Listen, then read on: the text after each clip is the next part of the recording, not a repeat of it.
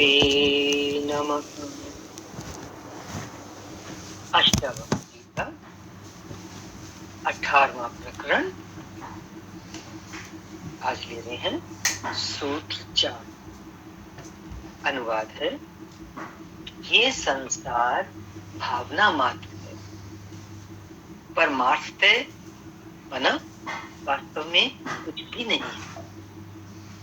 भाव रूप और अभाव रूप पदार्थों में स्थित स्वभाव का अभाव नहीं, मीन्स जो कुछ है और जो कुछ नहीं है उसमें उस आत्मा की कहीं कोई कमी नहीं है। कहने का तात्पर्य है कि वही तत्व, वही चैतन्य तत्व ही सर्वव्यापक है। ये संसार परमार्थ है, कुछ भी नहीं। इस सूत्र का ये आशय है, व्याख्या ले रहे हैं। अष्टावक्र कहते हैं कि ये संसार भावना मात्र है। संसार वास्तव में कैसा है ये कोई नहीं जान सकता। हर व्यक्ति अपनी भावना के अनुसार ही संसार को देखता है, इसीलिए तो सबको संसार भिन्न भिन्न प्रकार का दिखाई देता है। मनुष्य को संसार वैसा ही दिखाई देता है जैसा वो देखना चाहता है। अपनी वासना के अनुसार जैसी दृष्टि वैसी ही सृष्टि दिखती है। मनुष्य वासना, कामना, मोह, आसक्ति, कभी भय या राग द्वेष आदि अनेक भावनाओं से भरा हुआ है। मनुष्य के अंदर ये सब चीजें हैं, इसलिए उसे संसार वैसा ही दिखाई देता है। कहते ना, जो भीतर सो बाहर। संसार इन्हीं भावनाओं का प्रक्षेपण मात्र है। मतलब हम अपनी, हमारा प्रोजेक्शन है ये संसार, हमारे मन का।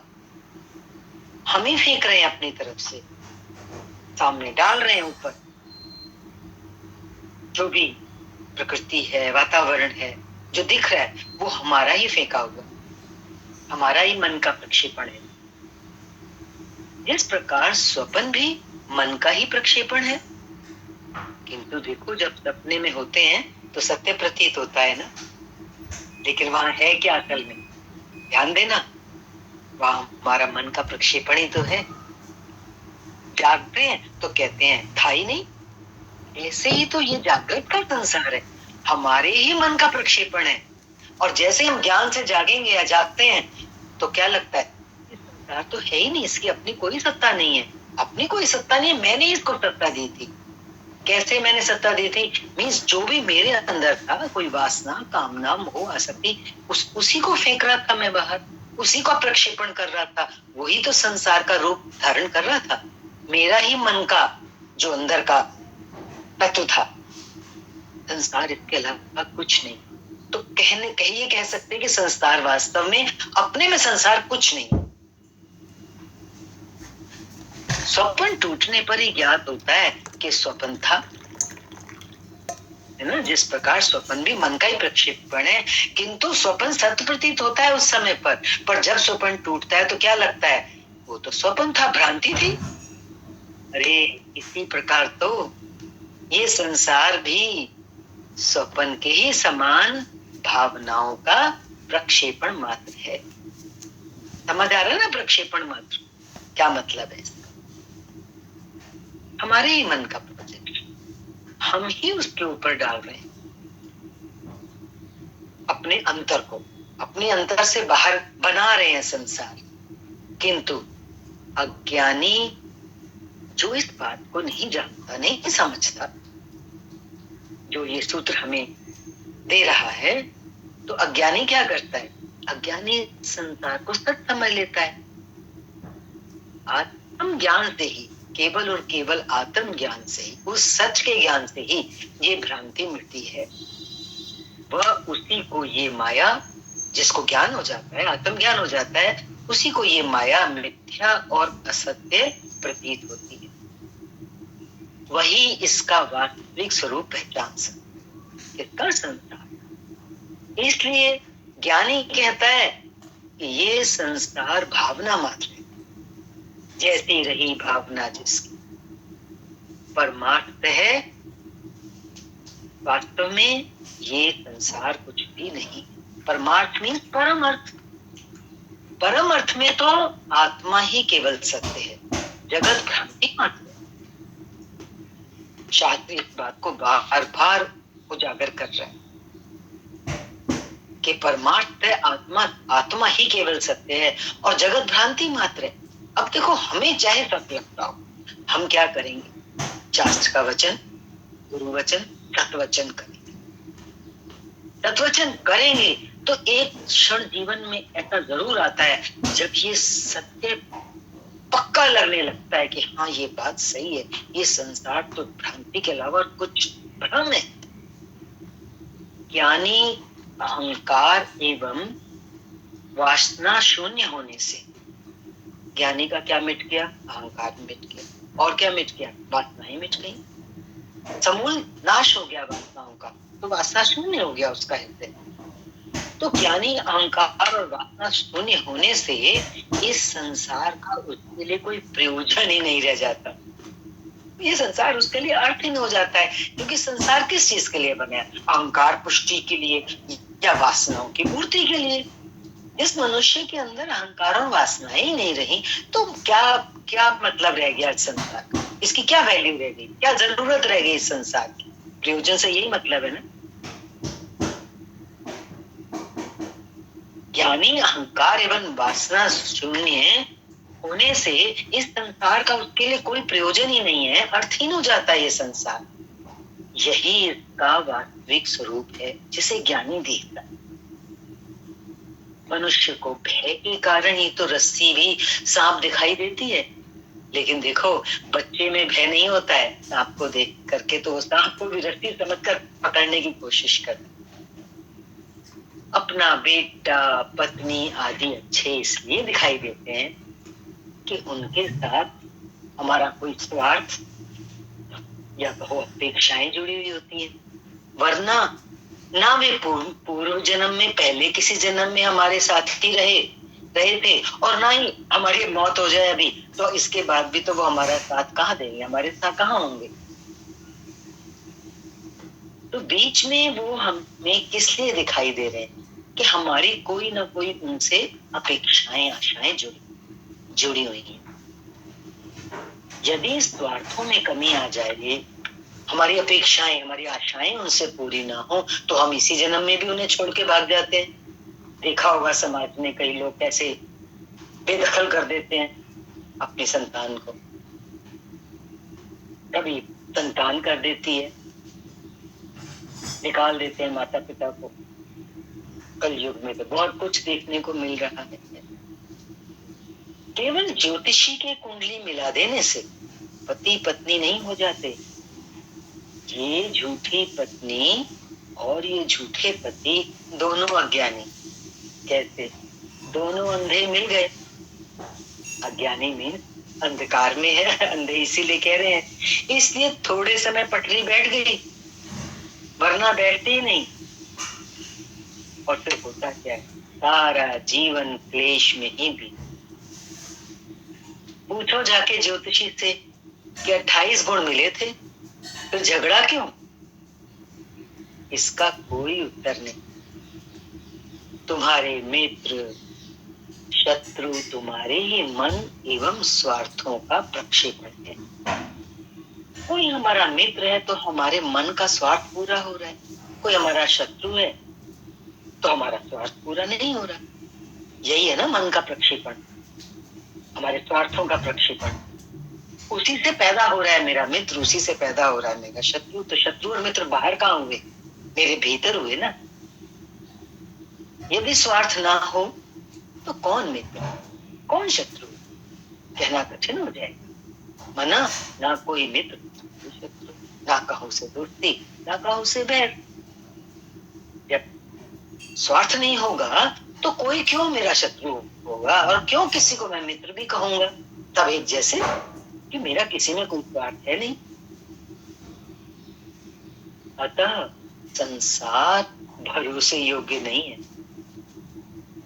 जो स्वभाव रूप में सब में स्थित है, स्वभाव रूप में सब में, भरोसा नहीं है इस संसार का। लेकिन ये संसार की स्थिति कैसी है? हमारे स्वभाव से, जैसा हम अंदर सोचते हैं ये वैसा है। आत्मा भाव रूप है, वही सत्य है, और संसार कहता है अभाव रूप है, उसकी अपनी कोई सत्ता नहीं है। किंतु दोनों में जो स्वभाव रूप आत्मा है, स्वभाव, स्व का भाव, मेरी आत्मा का भाव, बस केवल वही सत्य है, उसका तो कहीं भी अभाव नहीं। किसका? आत्मा। और आत्मा के सिवाय अन्य सभी अभाव स्वरूप हैं। अन्य सभी अभाव स्वरूप है, मीन्स उनकी अपनी कोई सत्ता नहीं है। जैसे कि सूत्र में, सारे सूत्र में यही आया कि जो संसार है वो हमारे ही मन से पैदा हुआ है। ये पहले कठिन कभी लगती थी बात, हमारे मन से कैसे पैदा हुआ है? तो कहने का क्या मतलब है, हम अंदर में जैसा भाव रखते हैं, और हमारे भाव हमारे अहंकार, हमारे स्वार्थों की वजह से होते हैं। यदि हमारा स्वार्थ किसी से ना हो, हमारा अहंकार ना हो, तो इस संसार का कोई प्रयोजन नहीं रह जाता ना। मीन्स ये संसार समाप्त हो जाता है उस व्यक्ति के लिए, अहंकार रहित और वासना शून्य व्यक्ति के लिए। बहुत अच्छी तरीके से इस सूत्र में संसार क्यों है, वास्तव में वो अभाव रूपी है, केवल और केवल भाव रूप तो हमारी आत्मा ही। ये स्पष्ट आगे ले रहे, अगला सूत्र ले रहे हैं, अनुवाद है, ये आत्म पद जिसके भी बात कि केवल आत्मा ही भाव रूप है। ये आत्म पद ना तो दूर है, ना संकोच से ही प्राप्त होता है, ना ये आत्म पद ना तो दूर है, हमसे बिल्कुल भी दूर नहीं है, ना संकोच से ही प्राप्त होता है, कोई प्रयास नहीं करना पड़ता इसके लिए। ये आत्मा निर्विकल्प है, इसमें कोई संकल्प विकल्प नहीं, निरायास है, किसी प्रयास की जरूरत नहीं, निर्विकार है, में कोई विकार नहीं। और ये आत्मा कैसी है? निरंजन है, निर्दोष। 4 गुण बताए आत्मा के, विकल्प रहित है, प्रयास रहित है, विकार रहित है और निर्दोष है। इस सूत्र में अष्टावक्र जी आत्मा की स्थिति और उसकी विशेषताओं को बताते हुए कहते हैं कि आत्मा कहीं 7वें आसमान में नहीं है, ना वो किसी अदृश्य लोक में है, या कहो स्वर्ग में है, ना वो कहीं हिमालय में है, ना मठों मंदिरों में है जहां उसे ढूंढना पड़े। वो आत्मा कहती है वो स्वयं के भीतर ही है, तथा संकोच से, कठिनाई से प्राप्त होती हो ऐसा भी नहीं है कि उसको पाने में कोई बहुत परिश्रम की जरूरत, ये भी नहीं। क्यों? क्योंकि वो तो सदा उपलब्ध ही है, हर समय हमारे साथ है। केवल आंख खोलकर देखना, कौन सी? ज्ञान चक्षु, ज्ञान की जो हमें गुरु से मिलती है, शास्त्र से मार्गदर्शन। केवल आंख खोलकर देखना मात्र है, स्वयं की हमारी अपनी पूर्ण जागृत अवस्था ही उसे प्राप्त करते हैं। आत्मा को प्राप्त करना कैसा है? हमारी जागृत अवस्था। ये जो हम जागे हुए ये वाली जागृत अवस्था नहीं, आत्म जागृत, भीतर की जागृत, जो हम सोए हुए हैं अपने सत्य के प्रति। और सोए कब हुए हैं? जब हम संसार के प्रति जागे हुए हैं। संसार की तरफ से हमारी आंखें बंद हो जाएं, हम सो जाएं, मानो संसार मेरे लिए है ही नहीं, तो फिर क्या है ही आत्मा। उस तरफ दृष्टि हो जाती है। वो कब होती है? विकारों की धूली को पहुंचना है, उसके ऊपर परत पे परत जम गई आत्मा। जागने से क्या तात्पर्य? जब वो जो विकारों की मिट्टी है, वो जो जम गई है उसके ऊपर, उसको पहुंचना है। गंदे दर्पण को साफ करना मात्र। दर्पण तो वही होता है, पर अगर उस पे सालों की ढेरों मिट्टी जमी हो तो दर्शन नहीं हो पाती ना। जैसे उस दर्पण को हम साफ करते हैं तो हमारा चेहरा एकदम स्पष्ट दिखाई देता है। ठीक इसी तरह से आत्मा यही है। जन्म जन्मांतर की मैल जो उसके ऊपर जमी है, उसको हटा देना ही जागृत अवस्था है। जागृत में से एकदम से हम अपने दर्शन कर पाते हैं। उसी समय जैसे ही दर्पण साफ होता है, जैसे हमारी मैल आत्मा पर जो पड़ी है जन्म जन्मांतर की, वो हट जाती है। उससे फिर उसका आत्मा का आभास विचारों के घने बादलों के आवरण से वो सूर्य दिखाई नहीं दे रहा है। आकाश में सूर्य है, घने बादल हो जाए, सूर्य तो वही है, घने बादलों के आवरण से वो दिखाई नहीं दे रहा है। ठीक इसी प्रकार आत्मा तो यही के यही है, उसके ऊपर इतने विचार उस दौड़ रहे हैं, उसी के ऊपर चल रहे हैं कि जैसे ढक गई है हमारी, और हम विचारों में उलझ के, विचारों का जंगल, विचारों की झाड़ियां। विचार शून्य होने पर ही उसका ज्ञान होता है। विचार शून्य में जैसे हम शांत होते हैं, थॉट ब्रेक स्टॉप, तो पर्दा हट जाता है आत्मा के ऊपर और साक्षात दर्शन होते हैं। एक ही शर्त है, विचार शून्य। सभी विधियां जो अलग अलग धर्म संस्थाएं साधकों को सिखाती हैं, वो सब किस चीज के लिए? विचारों को बंद करने के तरीके हैं। आगे कह रहे हैं, ये आत्मा कैसी है? ये आत्मा निर्विकल्प है। अद्वय है ना, तो इसमें संकल्प विकल्प उठ ही नहीं सकता। निर्विकल्प होकर ही इसे जान सकते हैं। जो जैसा हो उसके लिए वैसा बनना पड़ेगा। आत्मा निर्विकल्प है, तो हमें भी अपनी स्थिति, अपने अंतःकरण की स्थिति कैसी चाहिए, उससे एक होने के लिए निर्विकल्प होने के लिए धीरे धीरे जो साधना होती है, वो हमें कहाँ पहुंचाती है? विचार शून्यता की स्थिति में ले जाती है। विधियों के माध्यम से, जितनी भी विधियां, कोई भी विधि जो हम जीवन में प्रयास करते हैं, साधना करते हैं, जिनको करते हैं, उनसे एक ही तो काम होता है कि हम अंदर से खाली खाली खाली होते चले जाते। तो हम निर्विकल्प हुए, जैसे ही हम अंदर से खाली हुए तो आत्मा का आभास मिलता है। फिर बताया कि ये आत्मा कैसी है? निरायास है। उसे जानने के लिए कोई प्रयास भी नहीं करना पड़ता। जैसे खेत में बीज बोने के लिए हल चलाना पड़ता है, ऐसा कोई परिश्रम नहीं मांगता ये रास्ता, आत्म रास्ता। ये निरायास है और ये निर्विकार भी है। इस आत्मा में कोई विकार नहीं है, ये शुद्ध है। ये यौगिक भी नहीं है कि किसी यौगिक प्रक्रिया से इसको पाया जाए।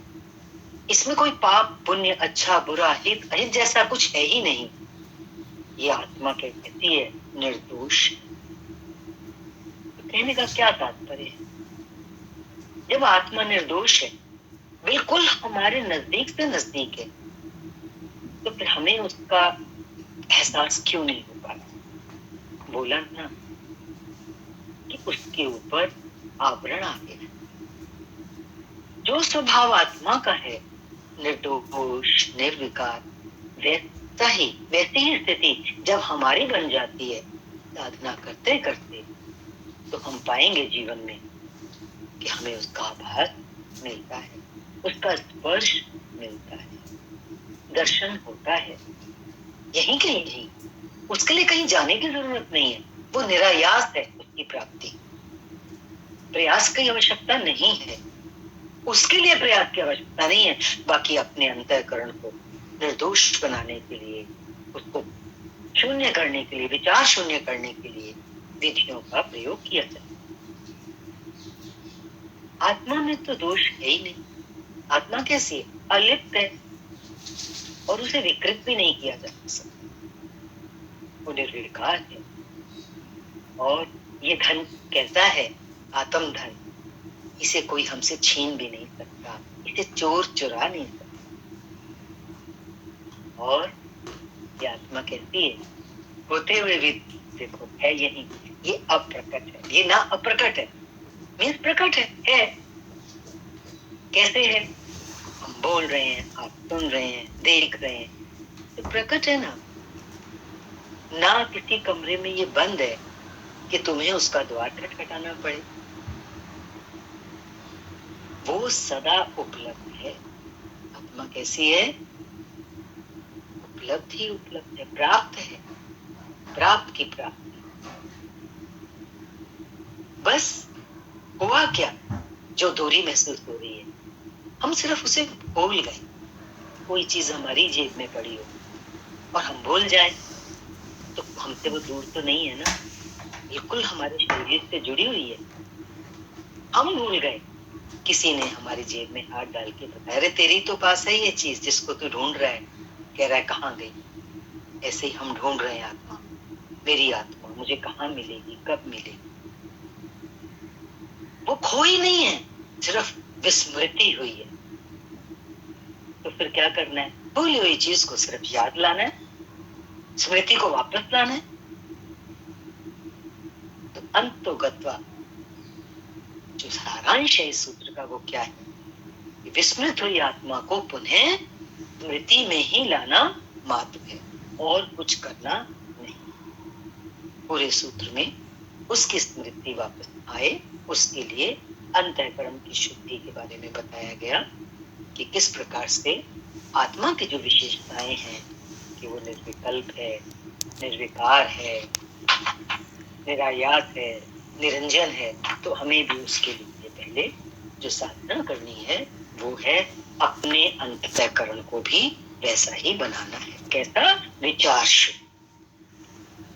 उसी के लिए सत्संग, सज्जनों का संग, साधु संग, शास्त्र अध्ययन, स्वाध्याय, खुद से बैठना, विचार करना।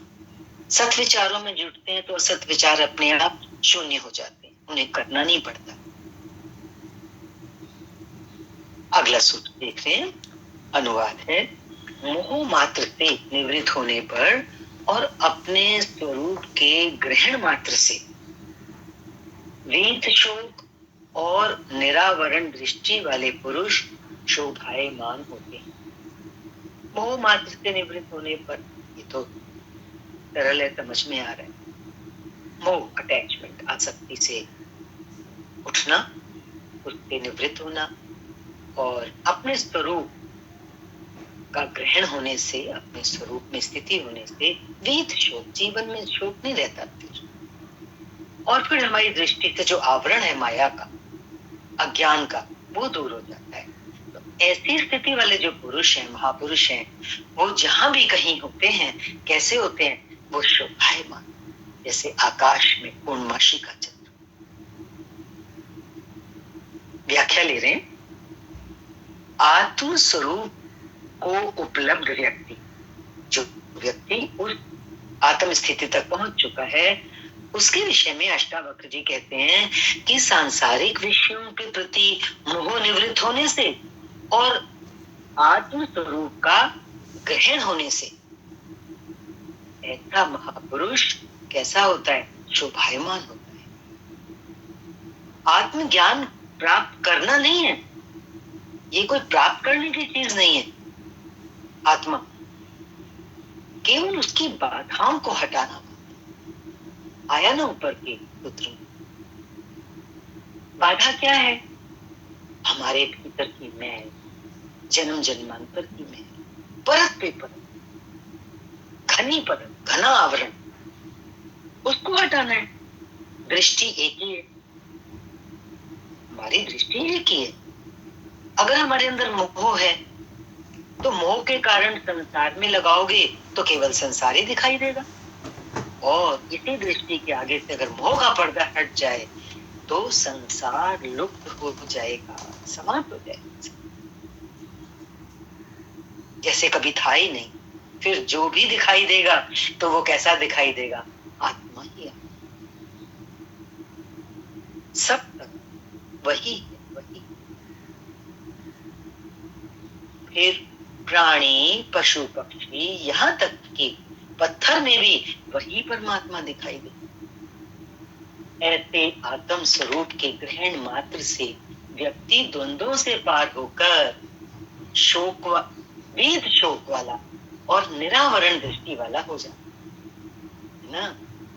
ऐसी आत्म स्थिति जिस व्यक्ति की हो जाती है तो ये संसार माया जो द्वंद्वों से बनी है इसको वो क्रॉस कर जाता है, ये उसको प्रभावित नहीं कर पाते, तो फिर शोक कहां से आएगा? वीर शोक, दूर दूर तक उसके लिए शोक नहीं है, और उसकी दृष्टि से जो आवरण था वो समाप्त और फट जाता है पर्दा, उसको सच और प्रकाश ही प्रकाश दिखाई देता है, ऐसी दृष्टि हो जाती है।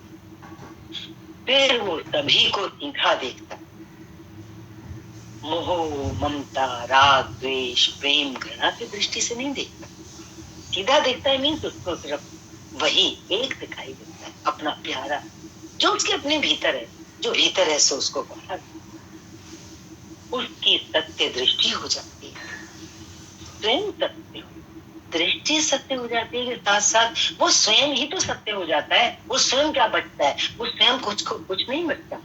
ज्ञान प्राप्ति से जो पहले वो था अहंकार सहित वासना सहित वो समाप्त, वो कुछ नहीं बचा। वो क्या हो गया?